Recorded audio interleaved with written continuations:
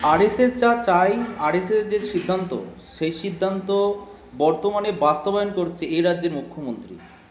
দুর্গাপুরে যে নারকীয় ঘটনা ঘটল, নিরীহ বয়স্ক মানুষদের যারা চাষের জন্য গরু কিনেছে, কেউ ব্যবসা করার জন্য গরু কিনেছে, তাদেরকে নিরীহভাবে, একদম জঘন্যতমভাবে তাদেরকে মারল।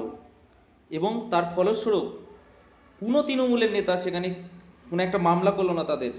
সিপিআইএম দুর্গাপুর এরিয়া কমিটি মামলা করলো এবং সেই মামলার দায়ে দুজন অ্যারেস্ট হয়েছে, কিন্তু মূল যে পারিজাত গাঙ্গুলি, তিনি কিন্তু এখনও অ্যারেস্ট হয়নি। এবং মুখ্যমন্ত্রীর কোনো বিবৃতি শোনা যায়নি। তার দলের বড় বড় নেতা যারা, তাদেরও কিন্তু কোনো বিবৃতি শোনা যায়নি। পশ্চিমবঙ্গে আরএসএস যা চেয়েছিল যে হিন্দু মুসলিম ভাগাভাগি করার রাজনীতি, এই পশ্চিমবাংলা তথা দেশে মমতা ব্যানার্জি এবং বিজেপি সেটা করছে।